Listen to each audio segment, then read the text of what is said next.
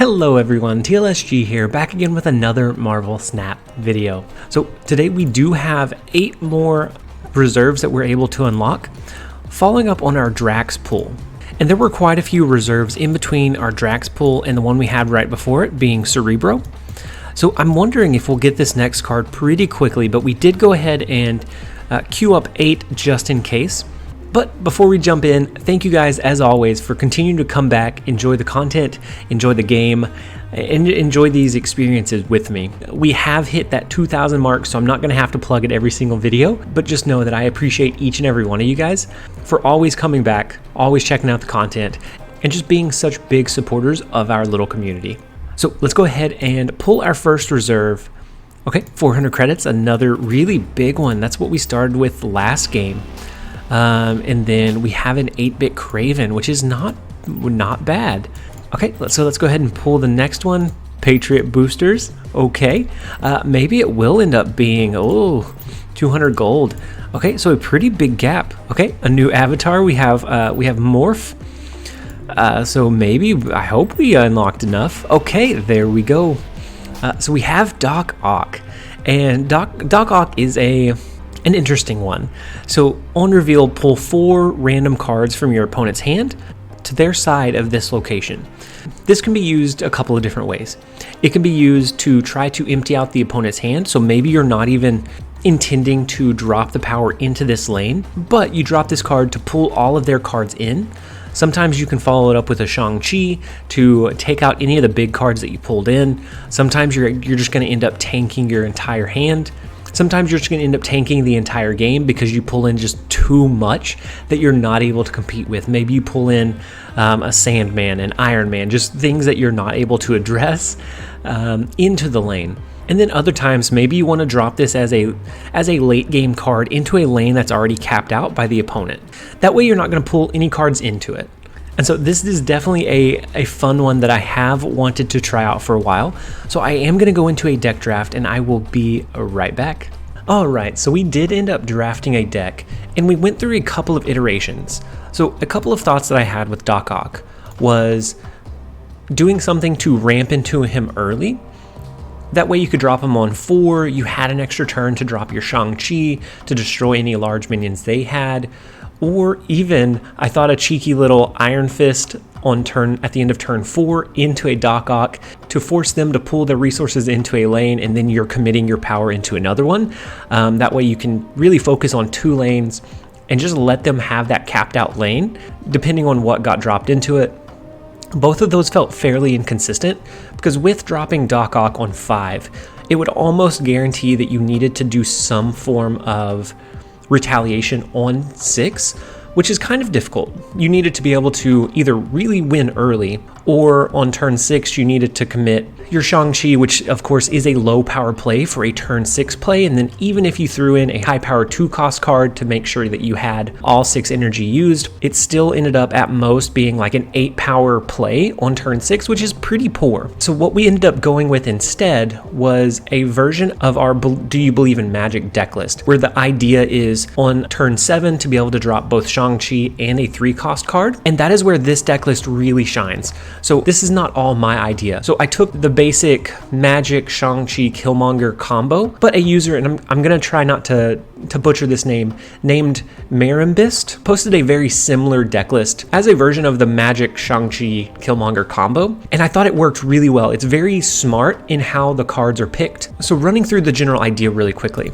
So this deck list doesn't have any 1-cost cards, that way you don't have to fear dropping your Killmonger on games where it's needed. But this deck list has Adam Warlock, which is your first 2-drop card, and then if you can drop that into an empty lane and you have one of your high power 3-cost cards, so let's say you put Groot, most likely they are going to follow up your Adam Warlock play with a card of their own to try to block that power, stop you from getting cards. A 3-cost card in Groot being 6 power is a pretty big power push. It can almost guarantee that you're going to get at least 1 or 2 extra draws from Adam Warlock, which with this deck list, the biggest drawback is not drawing into your main key combos. So that being Magik, Shang-Chi, Killmonger. And so 2 triggers of Adam Warlock can increase the chances that you draw into all of your combo pieces drastically. And then the rest of the deck list is kind of filled out with a lot of 3 and 4 cost cards, but it does so in a very smart way. So let's say we do extend the game with magik. We are on turn 7, but we drew cards in with Doc Ock, and we don't need to Shang-Chi that lane. Maybe they have all low power cards, and we don't need to Shang-Chi this game. Well, instead of being forced to drop a 3 power card in Shang-Chi,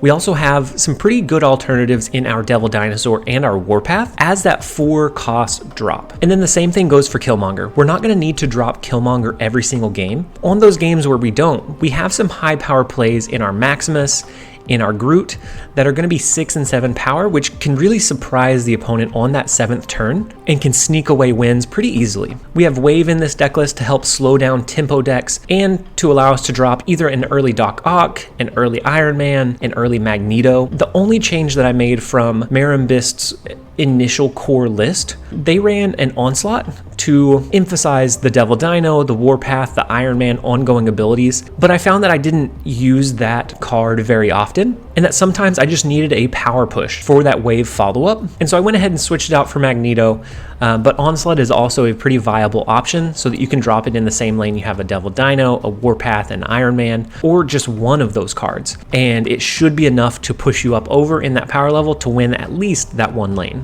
Okay, so running through the entire list really quickly for the cards we didn't touch on, we have Adam Warlock. At the end of each turn, if you're winning that location, you draw a card. So this can help with thinning your deck, getting your key resources. So even if you trigger it twice, by turn 7, I think you're only going to have 1 or maybe 2 cards left in your deck if you didn't get any extra draws from any locations or anything else. So you can almost guarantee that you're going to get through all of your cards every single game as long as you can trigger Adam Warlock once or twice. And then we have Groot, which is a decent 3-cost card, especially if you're dropping it on turn 7 where you know where the opponent is going to be playing their resources. You can almost guarantee that this is going to be a 6 power drop. You have Killmonger. Sometimes you're going to run up against a deck that has a lot of 1-cost cards. Maybe they've been duplicating their Sunspot and they've been letting that buff up. Killmonger can single-handedly swing and steal those games away. We have Wave as a way to slow down the opponent's tempo and to help us cheat out more expensive cards a little bit earlier than we normally would have. We have Maximus, which is another good turn 7 play. Or if we know that we're going to Doc Ock the next turn, sometimes we can drop this on turn 3 or turn 4, which allows the opponent to draw into more of their resources that we're able to then pull down with Doc Ock that they're no longer able to use strategically or how they want to. We have Devil Dino, so with the Adam Warlock ability, and with us mainly playing 2 curve, we're almost always going to have 5 or 6 cards in our hand at the end of the game, so this becomes a 10 or 12 power Devil Dino very consistently. We have Shang-Chi, which is a way to allow us to destroy any really high power cards. So let's say we pull in an Infinite, a Magneto, a Death with our Doc Ock because they're running a large minion deck. We can kill all 3 of those with our Shang-Chi on the very last turn to swing it in our favor, and we can sneak away a lot of wins with this. Then we have Warpath, which is a way to either ensure that we're ahead with Adam Warlock. If we drop Adam on, let's say 2 or even 3, follow it up with a Groot if it was on 2, or a Warpath on 4 if we dropped Adam on 3. 9 power is pretty hard to compete with whenever you can just drop it and know that it's going to trigger consistently. The only thing that's going to disrupt this extra power push is locations like Central Park or other similar locations that cause you to have extra tokens on the board. And then next up we have Iron Man. So Iron Man is going to be a really good power push on capping out those lanes. So we have some high power cards. Sometimes it just comes down to how do we extend that lead and win those lanes. Iron Man is going to do a great job of, on our second lane or our lane that doesn't have as much power, being able to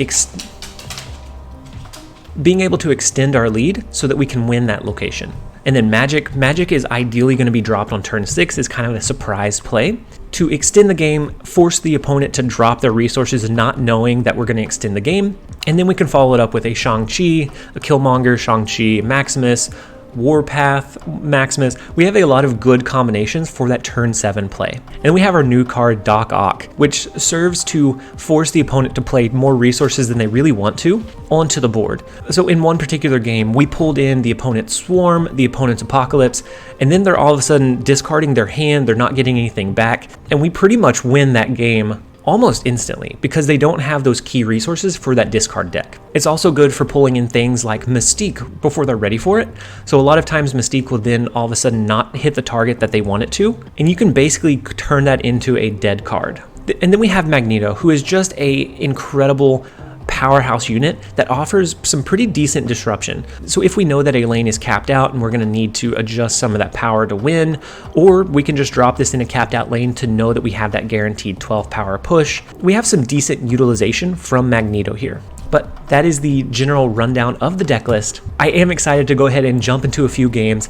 Doc Ock was one that I was a little on the fence about, because at turn 5, a lot of times you can just shoot yourself in the foot by playing this and then pulling in all of their massive cards. And that can still happen with this deck list, but it happens a lot less often. You have an extra turn to kind of adjust your game plan and adjust your power level accordingly. And so I'm really excited to jump into a few games. I hope you guys enjoy. All right, so first up we have Gambit.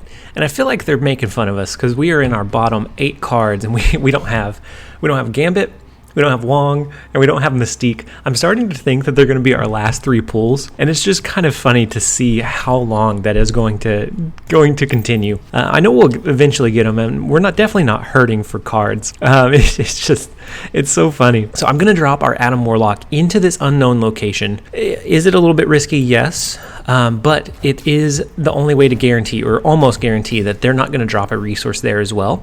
That way, when we follow it up this turn with our that's not good.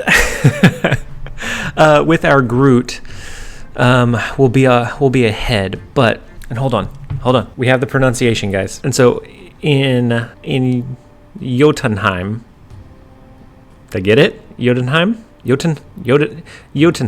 In Jotunheim, we are going to drop our Groot. I don't think they will play a resource because of this negative location, so we will at least have the lead for 1 turn is all that we can guarantee. We are actually going to be able to extend that a bit here, which is still not great, but we're going to be able to make sure that we draw into as many resources as possible. Oh, so they do drop some resources here. Interesting. Okay. So they drop Hood and Carnage. And so Carnage is going to start getting reduced in power each turn, but we do trigger our Adam Warlock. Jotunheim is an interesting one, especially when you accidentally drop resources that you don't really want there. And so it is turn 5. So I think what we do is we force them. We're going to cap out this location, which may not be the right call, but we're going to force them to have as many resources in this location as we do. That way, they're at least going to lose power each turn as well, and it's going to be equivalent to the amount that we lose. So I think they will probably play resources into Stark Tower here as a last turn to try to get that Stark Tower buff. If we can force them to have some like low-cost cards that they don't necessarily want in this lane, which is a Venom, which eats their Carnage, which isn't great since it flips first, but what else do they have here? A Professor X? Okay, that may be... Oh no! We got destroyed! Okay. Well, it's unfortunate that turned first and not like the... I don't know. Oh boy. Well, you lose some and you lose some. Well, okay. You're confident. I'm confident that I'm losing. Let's get out of here, guys. So we get the chance for revenge here. We just got absolutely slapped by Gambit. They're running a Destroyer deck, but we get a chance to come back here. We're not going to drop into the unknown this time because we don't want to drop into Jotunheim anymore. Is that right? I don't know. If it's not right, let me know. But we're not going to drop into... We don't want it to be that location, which kind of forces some awkward plays. So this time, I think we go ahead and we play Groot into Nova Roma. I don't have a good read on where they're going to play resources.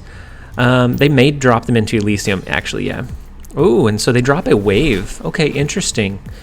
We know that they have a Professor X. They have an armor. They have quite a few decent cards here. And so then we get Stark Tower again. So dropping Magneto here will pull over their wave, which we don't really want. Dropping it here will help us win. Will help us push power over here. We don't have to worry about pulling their wave somewhere else. I think that's where we play him. And so they do follow up here. Oh, and we slap them down. We knew they had a Professor X, but we got so very fortunate. The wave Professor X combination is always so scary to play against or play with, because you can easily accidentally destroy your competitive advantage. So we are going to keep up with the idea that we're going to drop Magik on turn 6, so that they drop their destroyer. We have a chance to Shang-Chi it. We just have to draw into our Shang-Chi. So we are going to drop a Warlock and a Warpath into Nova Roma. That should let us guarantee that we're going to be ahead in this lane. We do kind of hope that they drop some big units here that get buffed up over that 9 power in Stark Tower. And so if they have a Nova that they destroy, we can actually tie in this lane. But I don't think there's a way that they can push themselves ahead here. And so we do have our Doc Ock, which last time we used Doc Ock, it did not fare well for us. But, so 6, this is going to push it up to 8. It's not going to push it up higher than 8, which is an issue. Do we do something like a Devil Dino and a Maximus here so we have some power? Next turn, we can extend the game here. We still have two spaces to play in to push some other high power cards. But this, but they have, somewhere in their deck, they have an armor. So maybe we can get it to bait out here, or we can cause them to draw into their Venom, which may eat these cards, and we can Shang-Chi it. It'll give us a good Shang-Chi target. So we're pulling all but one of their cards into the lane. We have their Demon.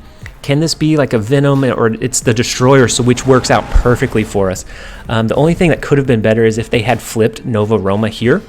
But since they didn't, we do have the Destroyer here. We have initiative, so typically we would want to wait until turn 7. But we have initiative, so just in case they drew into their armor, and they're going to drop armor here to protect it, we are going to go ahead and do our Shang-Chi play. I think we're going to just go ahead and forego trying to push and win this game, or I don't think we're going to try to extend this game. So we're going to go ahead and do a Devil Dino here, which should push us up, I think, in an acceptable range.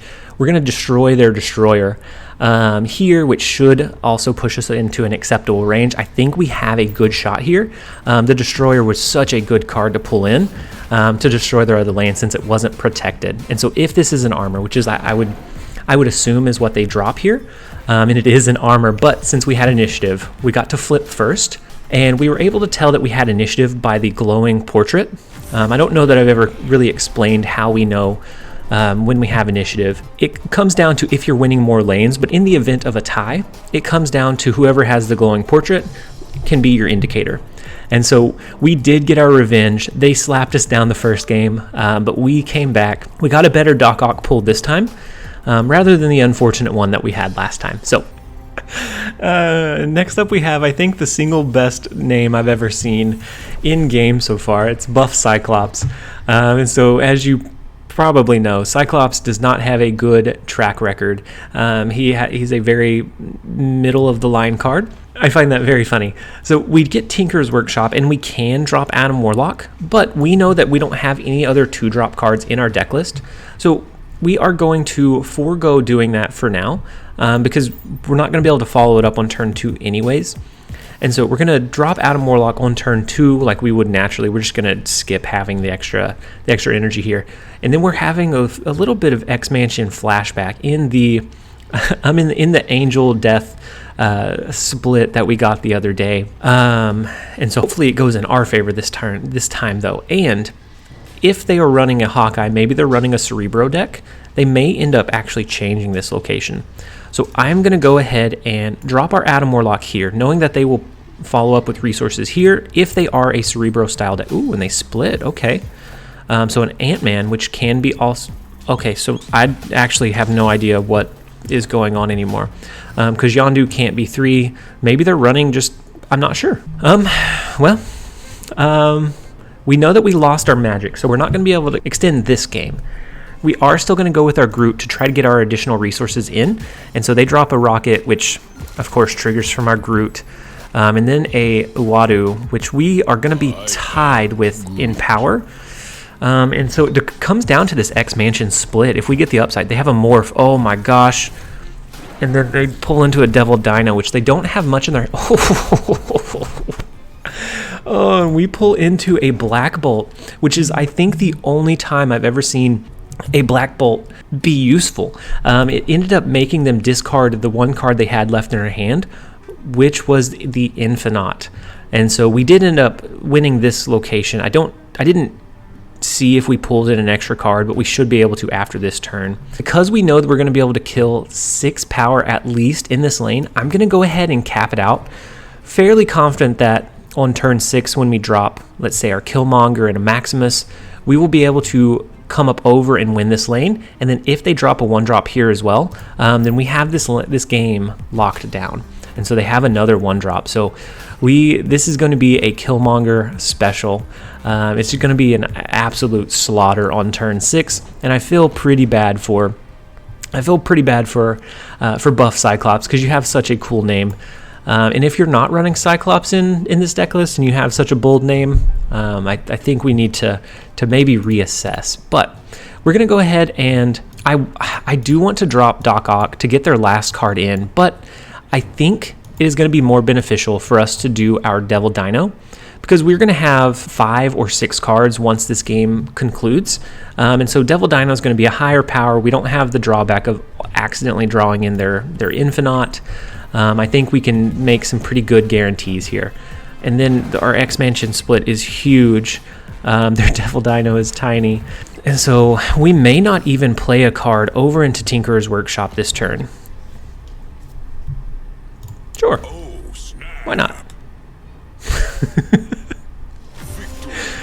Alright, well, it wasn't an eventful game, Buff, but I do very much enjoy your name. Alright, so next up we have Blom, and the first location is Bar with No Name. So we could potentially drag their cards in with our Doc Ock in hopes that we pull in more power than 10 to force them to lose this lane. And I kind of like the randomness of that idea, depending on what they're playing. If it's a low to the ground deck, maybe we don't do that. But otherwise, I really like the idea of forcing them to pull in and cap out this location. And so they're running a bishop, so they're running a swarm deck. I don't see, depending on what kind of swarm deck it is, I think will really determine if that's a viable option. And so they are dropping some additional cards. Ooh, a Scorpion. Okay, so we can't target that one with Killmonger. Is this one a 1-drop? Either way, I think we lose Kiln here. And so then they have 14, and it's only going to continue to grow. So our Devil Dino is not quite going to do enough in Kiln, but that's okay. That's a risk that we were willing to take. And so here's a thought: maybe we do the Doc Ock play. If it turns out that it's all low-cost cards, then we can always change it with Magik. I like it. We're going to do the Doc Ock, the random Doc Ock play here. And so then they use Lady Sif, which discards the last card that they have in hand. What are the odds? I don't think the odds can be great, right? So they kill our they kill our Maximus with their Yondu. They definitely have Kiln locked down. And right now it looks like we lose Bar with No Name, but we know that we're going to change it this turn. Then it just comes down to being able to win in the Gila, and we know that we're going to be able to destroy quite a bit of their power in their 1-cost cards here. So we're going to go ahead and drop our Magik, unless they have a Cosmo, which makes it where our Magik can't trigger here.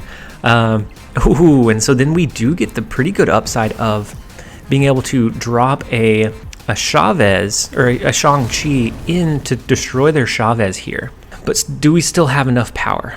So they only have 1 card, so it's probably a low power card. I don't think we need to worry about Limbo any longer. We can do a Shang-Chi, which brings them down by 9. We can do Killmonger, which brings them down by another 6, leaving them with just 4.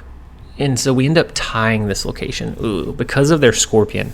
Their Scorpion came in very, very, very, very clutch here. So maybe no, because we have to at least tie it. And then that's going to reduce our power here by quite a bit. So our only hope is that we win this location by more than they win this one,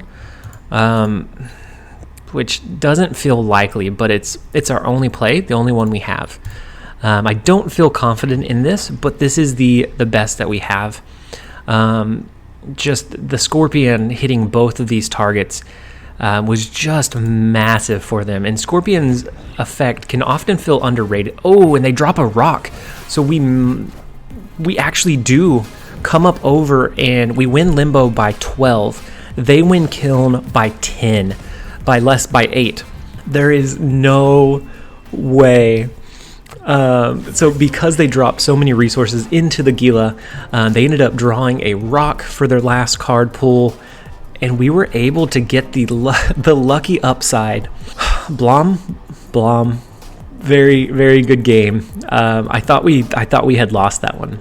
Had you drawn into anything 4 or more power, then we would have ended up losing. So it was a very, very good game. It was very, very close, but we did end up pulling out the 8 cube victory. All right. So next up we have Too Legit, and our starting hand. We don't have our Warlock, but we do have both our Magik and our Doc Ock for some fun shenanigans. We don't draw into anything we can place on turn 2, but we know that turn 3 we're either going to be able to do our Wave, our Maximus. It really depends on what we draw into. And so now we have our Shang as well, so that looks pretty good for pulling in their resources with our Doc Ock. And so I think we go ahead and we play our Wave this turn. Next turn, I plan on pulling in their resources with our Doc Ock. Ooh, and they're buffed up with Nakia, which is kind of unfortunate. But I think we still do it, just to see what we draw into. Next turn, cards are going to cost 1 additional, so we'll probably end up doing either Warpath or Devil Dino. Just which location do we want to pull it into? I think we pull it into Dream Dimension. We're going to go with Dream Dimension. Let's see what we pull in. I don't know what they're going to... Okay, so they dropped into Nova Roma. We're going to be able to pull 3 of their remaining 5 cards. Ooh, so they had a Magik too. So they end up extending the game here. So we don't have to drop ours anymore. And depending on... Okay, and so Bishop doesn't get the buff from all of those being played, which is pretty decent. And so if we're either able to do an extra... As long as we can get 17, even if they trigger their strong guy buff here, we're going to be able to destroy their Ant-Man with a Killmonger. Granted, we draw into it in the next 2 turns. We'll be able to kill their Ant-Man, which should allow us to win this lane. So a Warpath here would almost guarantee us the win in this lane. And then we just have to worry about winning one of the other 2. And I think we can do that in Nova Roma with something like a Devil Dino, and then on turn 6, and then something like a Shang-Chi Maximus on turn 7, I think is our ideal play line here. And so they're going to avoid the Gila as well. Ooh, and we have another 1-cost card target for our Killmonger. I think we play our Adam Warlock here. I wasn't planning on reducing Devil Dino's power any further, but I think we need to guarantee that we get Killmonger. Right now it's a 50-50 coin flip, and I think that's going to be a big proponent in making sure that we win this next turn. So if we can draw in that extra card, we can guarantee that we'll have Killmonger by next turn. And so they don't drop anything this turn. They just let their Sunspot buff up. Okay, that's interesting. That is good for us.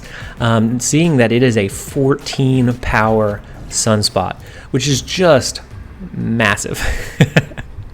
And so now it being turn 7, as long as they don't have an armor to protect this one, and even if they do, we're going to have more power than they do by dropping our Maximus and our Killmonger. So let's say they drop a Shang-Chi here because they had the Magik extension. That's okay. So if they have an armor in this lane, we could lose if all they play is the armor and they let the rest sit. But they would have to play an armor and they would have to win this lane as well. I think this is our best shot. If you're too legit, are you too legit to quit? We're going to up the stakes here. And right now, I bet they're feeling pretty confident in this lane because they probably have quite a few. Do they have rocks? I don't know. But we are going to see. I bet maybe this is a Shang-Chi play. And if so, maybe we can still come up over and win. No, it's a Mojo play, but we know that they're not going to be able to have that lane capped out. And so Mojo is not going to get that buff. And so pretty unfortunate for them, but they do trigger their strong guy. So they are winning in that lane right now, but we know that it's not going to last forever. So we do destroy their 14 power Sunspot, which is just a huge swing. That Killmonger on the last turn, and then Maximus allowing us to push that additional power as well. And it was able to allow us to push an extra card into their hand to make sure that Strong Guy didn't trigger, which increased our lead even further. Oh my gosh, that is this deck list feels great. You can shift your play so much depending on what your opponent has, and you're able to push quite a bit of power pretty easily. And so this deck list feels very, very fun. After our first loss, we're on a 4 win streak. Let's see if we can go for 5. All right, so next up we have Inri Snap. And so the first few turns in these games or with this deck list are pretty uneventful. But we do draw into our Adam Warlock here.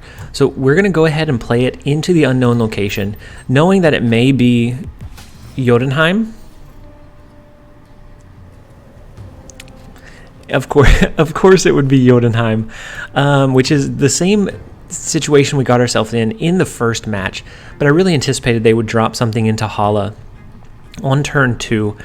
I don't think they'll drop resources into Jotunheim, but we do still want to at least get the 1 upside from our Warlock here. And so we either take it as one and done, we take our loss in this lane, we take our licks, or we have to invest more resources. Ugh.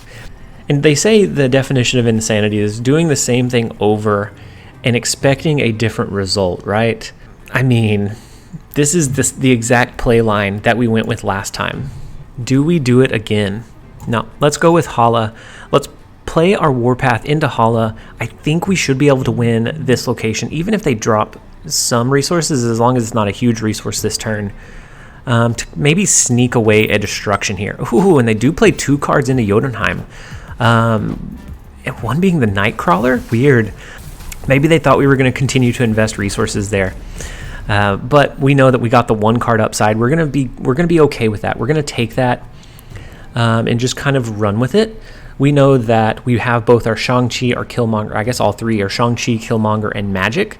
So if we need to, we can drop those, and we'll be able to drop them pretty strategically. But now the question becomes, do we commit to only 2 lanes here? We can do our Iron Man, which should help us propel Hala into almost a guaranteed win. But with Bishop here, it becomes questionable. Because after this, we're not going to have a big power push, and we're not able to drop our Killmonger, our Maximus into Crimson Cosmos. And I think they're running a pretty low to the ground deck list. I'm going to go ahead and go with Warpath here, just to make sure that, or go with Iron Man in Hala, just to guarantee that we win this lane. I think no matter what, we will be able to have the upside. We are going to be able to destroy their Nightcrawler here, their Iceman here. So maybe we can sneak out this lane as well. We can drag additional cards in with our Magneto. We could change Jotunheim so that they continue to think that we have interest in this lane. And actually, I think they invest resources into Jotunheim this turn to try to make sure that they win this lane. So maybe we do our Magik into Hala. Oh no, so they didn't. They just drop a Chavez. Okay. Expecting to capitalize and finish this one off. So, as long as we can win these 2, and so since this is a Swarm deck, I don't anticipate that they have any other large cards. So it's going to be difficult for them to play here. I think we play our Shang-Chi in this lane, which will destroy their Chavez. We do our Killmonger. We are betting pretty heavily on them not having a 4, 5, or 6 cost card to play into the Crimson Cosmos here. But I think this is our best chance, and maybe they have a Sarah here. And if they have a Sarah, it doesn't feel great for them to play on the last turn, but maybe they do. Anticipating the Shang-Chi, I think we just have to let it play out. We don't have a great answer for Jotunheim at this point, so we're just going to let it play out as is, and hope that they invest their resources here. They do. Good. And so we know that we're going to be able to steal away the Crimson Cosmos with just our Shang-Chi. Even if they trigger their Strong Guy buff in Limbo, it it shouldn't be enough to come up over our power level. In Limbo Lane, even though we lost our Warpath bonus, we are going to have the Killmonger, which destroys their Iceman, their Ant-Man, their Elektra, just the majority of their board here. And so we do get another fortunate win here against Inri Snap for the Shang-Chi Killmonger victory. So that is 5 in a row. I am going to go ahead and end the video after that one. This deck list has felt phenomenal. I really didn't think, and granted, we have been pretty fortunate in going up against a lot of like zoo-style decks or low-to-the-ground decks where we were able to really emphasize and get upside out of our Killmonger. But overall, the deck list feels really fun. We ended up climbing back anything that we lost yesterday, and just overall, the deck list feels very, very solid. I do like the addition of Magneto. I don't know that we got to play him at all, but I like the board presence he brings. But like I said at the beginning, you can sub that out for an Onslaught to help emphasize your Warpath, your Iron Man, or your Devil Dino to excel and propel that power level. I'm just a little bit too afraid of like an Enchantress and gambling on an 8-cube win, and all they have to do is drop an Enchantress and completely wipe out one of your lanes. We are going to go ahead and end the video here. I hope you guys enjoyed it. If you did, make sure to leave a like down below. Make sure to leave a comment. We are still celebrating our 2K sub milestone. It's just been phenomenal. I love hearing all of the feedback and all of the appreciative comments that we get. If you liked the video, make sure to leave a like down below. I am going to go ahead and end it here. This has been TLSG. Later, guys.